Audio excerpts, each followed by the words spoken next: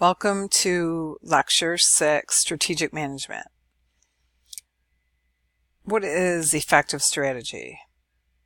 Strategic positioning attempts to achieve sustainable competitive advantage by preserving what is distinctive about a company.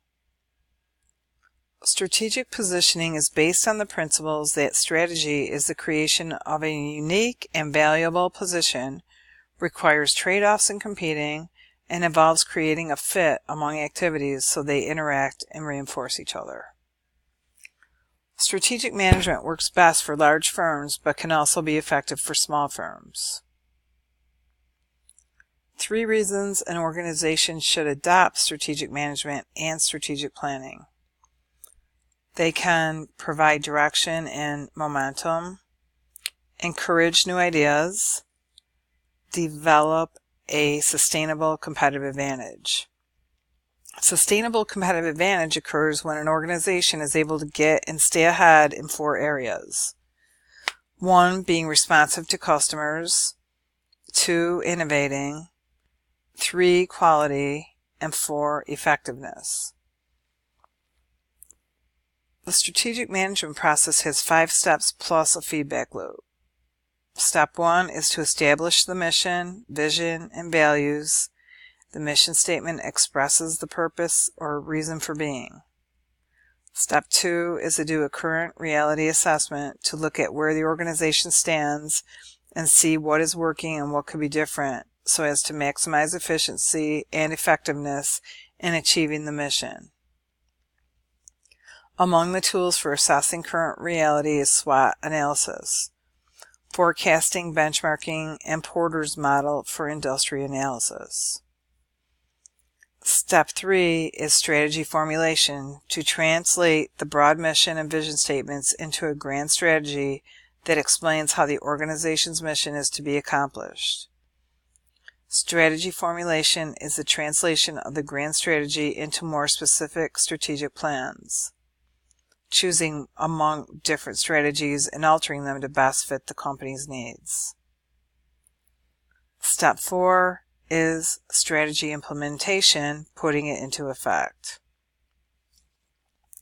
Step 5 is strategic control, monitoring the execution of strategy and making adjustments.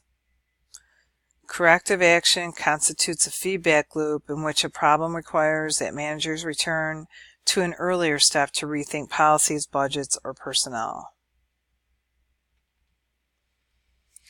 A mission statement should express the organization's purpose or reason for being. A vision statement should be positive and inspiring, and it should stretch the organization and its employees to achieve a desired future state.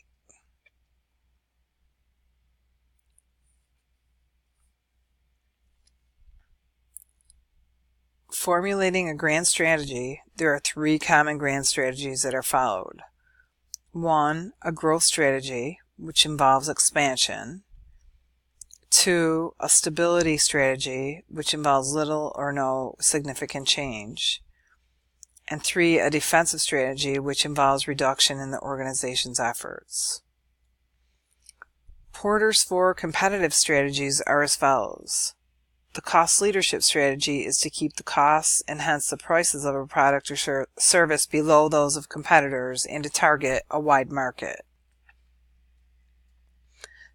Differentiation strategy is to offer products or services that are of unique and superior value compared with those of competitors but to target a wide market. The cost-focused strategy is to keep the costs and hence prices of a product or service below those of competitors and to target a narrow market. The focused differentiation strategy is to offer products or services that are unique and superior value compared to those of competitors and to target a narrow market.